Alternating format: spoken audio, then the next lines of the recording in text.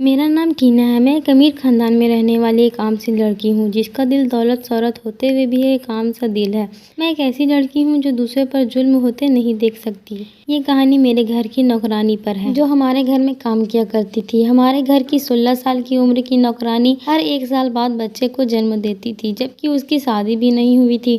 वो तो अभी तक कुंवारी थी। जब मेरी माँ उससे पूछती कि बताओ ये पाप किसने किया है और यह पाप किसके नाम का है, तो वो नौकरानी रोते हुए मेरे पिता पर इल्ज़ाम लगाती थी। और जब पापा से मेरी माँ पूछती तो पापा कहते कि ये सब कुछ झूठ बोल रही है। और इस नौकरानी को बहुत डांट भी लगती थी कि तुम किसी का गुनाह छुपाने के लिए मुझ पर इल्ज़ाम क्यों लगा रही हो। तब नौकरानी कहती कि साहब जी सच कह रहे हैं, मैंने उन पर इल्ज़ाम ही लगाया था। इस बार हमारी नौकरानी फिर से गर्भवती हुई तो मेरी माँ ने उसे धक्के देकर घर से निकाल दिया, क्योंकि वो फिर से मेरे पापा पर इल्ज़ाम लगाने वाली थी। एक दिन मैं अपने एक दोस्त के साथ नौकरानी के घर चली गई, मगर उस नौकरानी की हालत देखकर मैं हैरान हो गई, क्योंकि वो तो अपनी ज़िंदगी की आखिरी सांसें ले रही थी।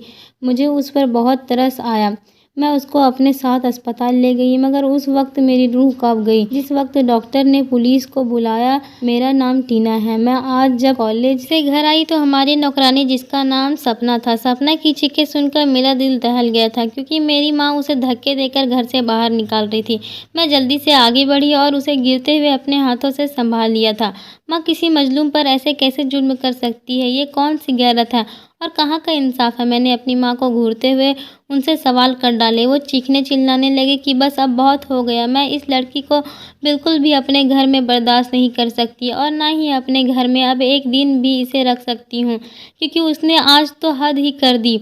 इसने हमारे घर की इज्जत खाक में मिलाने का सोच लिया है। कमबख्त, ये तो बिल्कुल भूल बैठी है कि जिस थाली में खाती है उसी में छेद करने चली है। जा निकल जा यहाँ से, इस घर से और हमारी जिंदगियों से। माँ ने उसे घर से बाहर निकाल दिया। मैंने कहा माँ आखिर इस बेचारी का क्या कसूर है? मैंने माँ को सवालिया नज़रों से देखते हुए कहा तो वो कहने लगी, बेटा तू नहीं जानती है इन लोगों को, कैसे कैसे खेल कर हम अमीरों के सर पर अपना बोझ डाल देती है, और बस इससे आगे मैं तुम्हें नहीं बता सकती।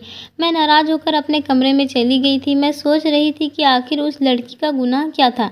मैं बिल्कुल ही बेखबर थी। मैंने छुपकर माँ और घर के बाकी नौकरों की बातें सुनने की कोशिश की, मगर वो किसी बच्चों के बारे में बात कर रहे थे। आखिर क्या बात थी? इस वक्त भी माँ मुझे उस बात की भनक तक नहीं दी थी और आज भी माँ का बर्ताव वही है। मुझे बहुत फिक्र होने लगी थी, वो मासूम लड़की सपना ऐसा भी क्या कर सकती है। मुझे अपने घर के और बाकी नौकरानियों से पूछताछ करनी होगी, शायद कोई रास्ता निकल आए ताकि मैं उस लड़की की मदद कर सकूं, क्योंकि वो गरीब अपनी माँ की जगह इस घर में बचपन से ही काम कर रही थी।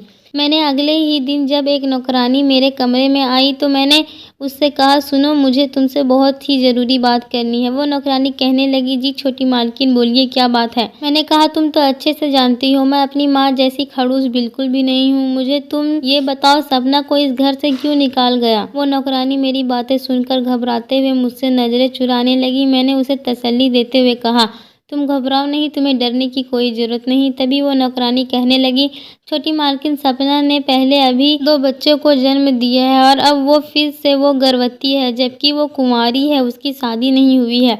भला उसकी उम्र तो बहुत कम है, वो बहुत छोटी है, नाबालिग लड़की है और मालकिन की वो घर के ही किसी नौकर के साथ मुंह काला करवा कर आई है। उसकी बात पर मैं चौंक पड़ी और मेरा तो मुंह खुला का खुला ही रह गया था। मैंने उससे कहा कि तुम जाओ और किसी को भी इस बारे में मत बताना कि मैंने तुमसे सपना के बारे में पूछा था। वो नौकरानी तो वहाँ से चली गई थी, मगर मैं बेहद बेचैन होने लगी थी। ये सब कैसे हो सकता है? हालांकि मेरी उम्र और उस लड़की की उम्र में 4 साल का अंतर था। वो मुझे दीदी कहकर पुकारती थी। मैंने अपना पूरा ध्यान अपनी पढ़ाई में लगाया हुआ था।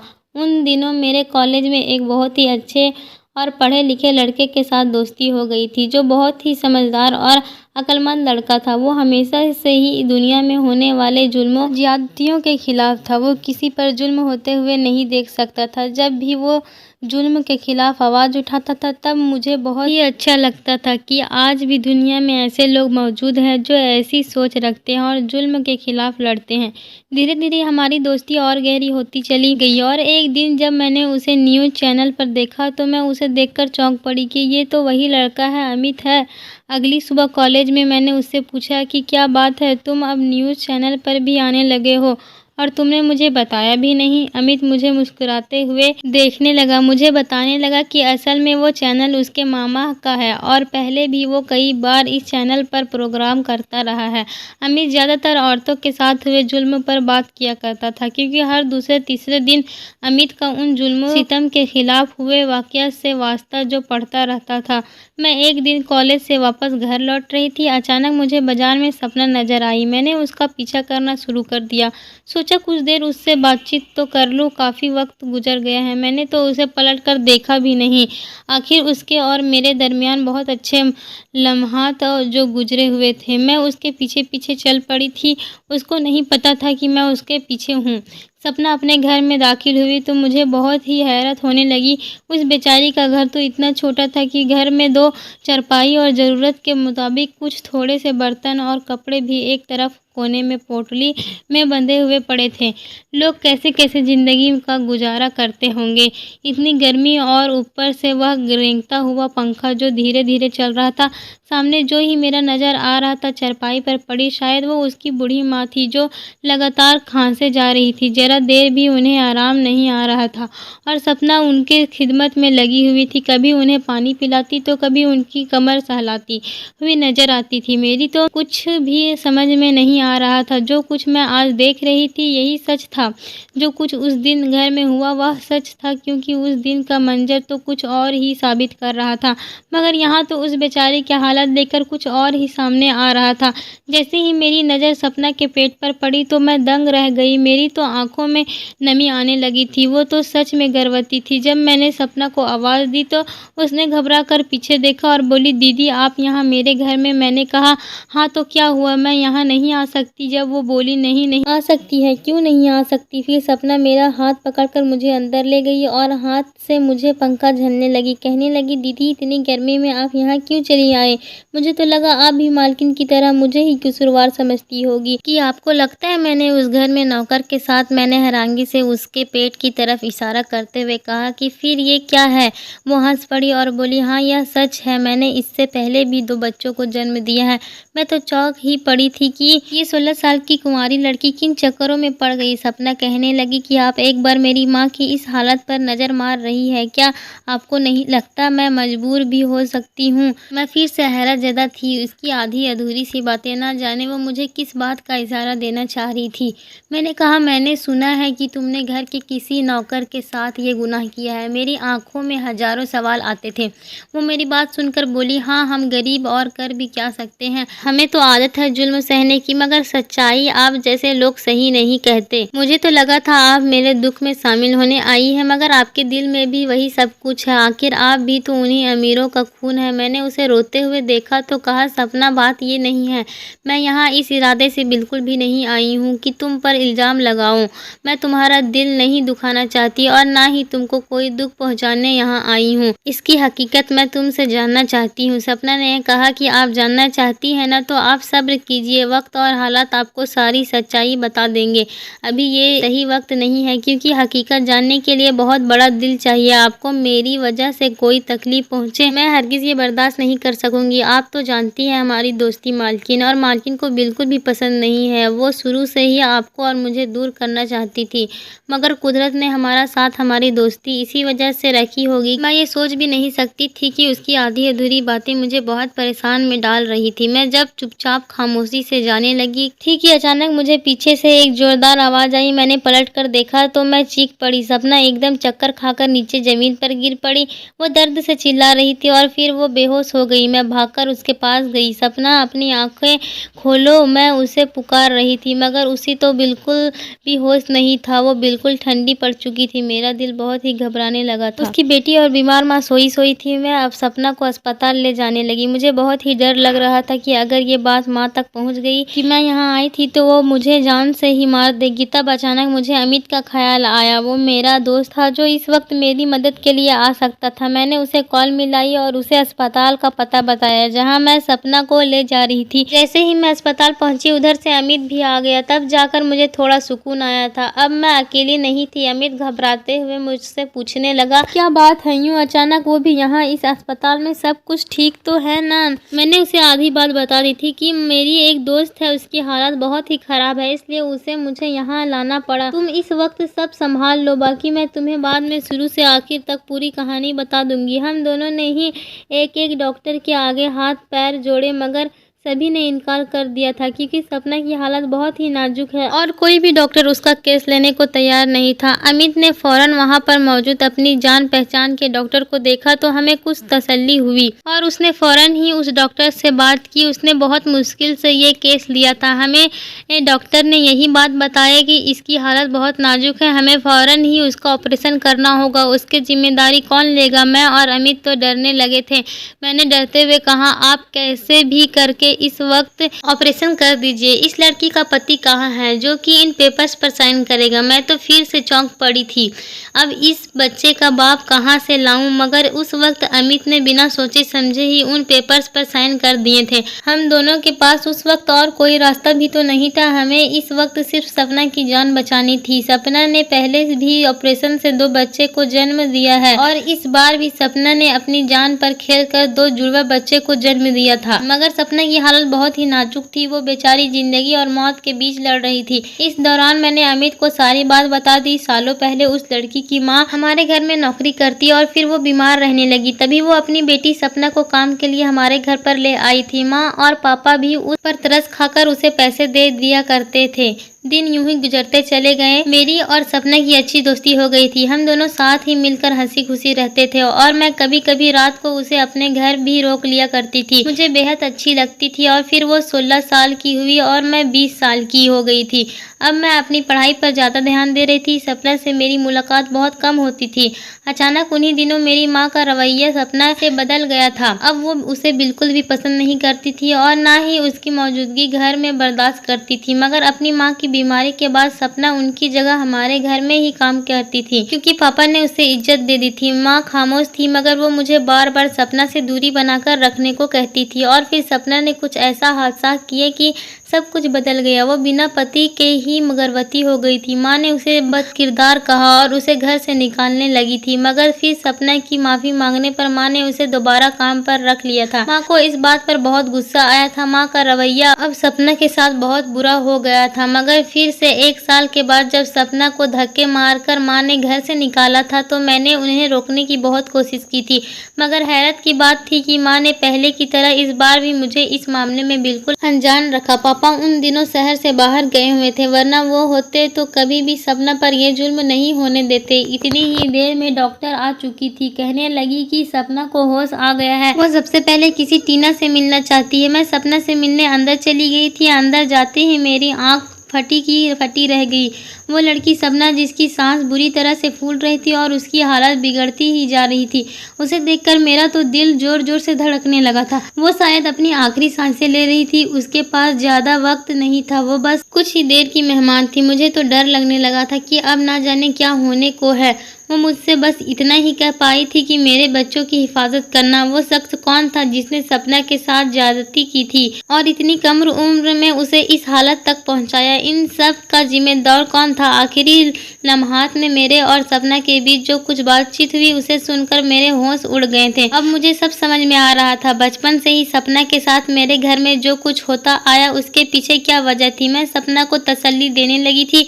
मेरी आंखों में आंसू ही आंसू थे। मैंने कहा, तुम ठीक हो जाओगी, तुम्हें कुछ नहीं होगा। और ये बताओ, वो तुम्हारे पहले वाले 2 जुड़वा बच्चे कहाँ हैं? जल्दी बताओ। सपना ने मुझे उस वक्त जो कुछ भी बताया, मैं तो ये सब सुनकर सदमे में आ गई थी। मेरी आंखों में आंसू हैं और मेरा दिल चाह रहा था कि जमीन फटे और मैं उसमें दफन हो जाऊं। फिर कुछ ही देर में सपना की आंखें बंद होने लगी थी। वो पूरी तरह सांस ले रही थी और देखते ही देखते वो हमेशा के लिए हम सबको छोड़ के चली गई थी। चीखती चिल्लाती रह गई। वहाँ सभी डॉक्टर भाग चले आए थे और सपना का मुँह एक सफेद कपड़े से बांध लिया गया था। मैंने और अमित ने जैसे तैसे करके सपना की क्रिया क्रियाक्रम बंदोबस्त कराया और जब उसकी माँ को सपना की मौत का पता चला तो वो ये सदमा बर्दाश्त नहीं कर सकी। ये खबर सुनते ही वो बेचारी भी इस दुनिया से चली गई। अमित और मैंने उन माँ बेटी का क्रियाक्रम किया। सपना की वो बातें मुझ पर कयामत ढा रही थी। मैंने अमित को सारी बात डिटेल से बता दी थी। अब वही एक ही ऐसा इंसान था जो मेरी मदद कर सकता था। मैंने और अमित ने मिलकर बहुत बड़ा प्लान बनाया और मीडिया में ये खबर आम कर दी कि हमारे शहर में एक 16 साल की नौकरानी के साथ होने वाले जुल्म के खिलाफ आवाज हम सबको उठानी ही पड़ेगी, ताकि कभी भी किसी कम उम्र गरीब औरत के साथ ये जुल्म ना हो सके जो सालों से होते आ रहे हैं। हम इस नौकरानी के गुनहगार को जल्द ही सख्त से सख्त सजा दिलवा कर ही रहेंगे और इसकी दास्तान हम सरेआम करके दिखा देंगे। और फिर देखते ही देखते सब कुछ मीडिया पर तेजी से फैल गया। मैं जैसे ही घर पहुंची तो सबसे पहले मुझे खबर मिली कि पापा घर लौट आए हैं, मगर दूसरी तरफ मुझे खुशी की जगह अपने दोस्त के जाने का गम था। मैंने सबसे पहले पापा के कमरे में जाकर उनसे मिलने की कोशिश की। मैंने आज फिर माँ और पापा को झगड़ते हुए देखा था। जब माँ ने मीडिया का नाम लिया तो पापा ने उन पर बहुत ही गुस्सा किया। आखिर वो दोनों किस बात को लेकर इतनी बहस कर रहे थे। मुझे देखते ही माँ और पापा खामोश हो गए और मुझे पापा ने अपने गले से लगाया और खूब प्यार किया। मैंने दूसरे ही दिन अमित को फ़ोन किया और सबसे पहले मैं अपनी बुआ के घर चली गई थी। वहां जाते ही मैंने अपनी बुआ से बहुत मिलने की कोशिश की तो सभी हैरान हो गए कि ये आज अचानक से क्यों मिलने आ गई है। जब मैंने कहा कि मुझे उनसे बहुत ज़रूरी काम है तब बुआ ने मुझे उनसे मिलने की इजाज़त दे दी थी और मैंने अमित के साथ जैसे ही उससे मुलाकात की और सपना के दोनों जुड़वा बच्चों के बारे में सारी मामूलात ली जो कि अब उसके पास रह रहे थे, क्योंकि वो बांझ थी और उसने उन दोनों बच्चों की जिम्मेदारी ले ली थी। अमित ने उसकी सारी ही रिकॉर्डिंग अपने फ़ोन में सेव कर लिया था और हम दोनों ने उनकी इजाज़त लेकर उन बच्चे के खून के सैंपल लेकर वहां से चल पड़े थे। उसके बाद हम जैसे ही अस्पताल पहुंचे तो वहां हमने पहले ही सपना की पैदा होने वाली बच्चों के खून का सैंपल अस्पताल वालों की इजाज़त से ले लिए थे और उन सब के टेस्ट करवाए। अब इंतज़ार था तो सिर्फ उनकी रिपोर्ट मिलने का और दूसरी तरफ मीडिया ने सभी चैनल पर सपना और उसकी मां के साथ हुए जुल्म की, जिससे साबित होने जा रहा था कि वह चारों बच्चे आपस में भाई बहन हैं। पहले भी चंदा ने 2 जुड़वा बच्चों को जन्म दिया था और अब भी उनसे 2 जुड़वा बच्चों को जन्म दिया था, मगर जब हकीकत मीडिया के सामने लाते हुए मैंने खुद अपना बयान दिया और सच्चाई खुद रोते हुए बताई कि मैं इस नौकरानी सपना की बहुत अच्छी दोस्त थी। वो मेरे साथ बचपन से ही रह रही थी, मगर उसकी माँ की बीमारी की वजह से वो बहुत ही परेशान रहती थी और उसे पैसों की सख्त ज़रूरत रहती थी।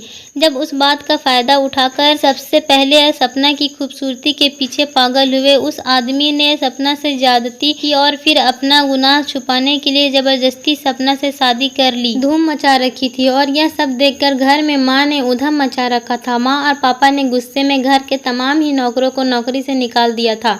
और फिर एक दिन हमारी मुलाकात हमारे इलाके के पंडित से हुई।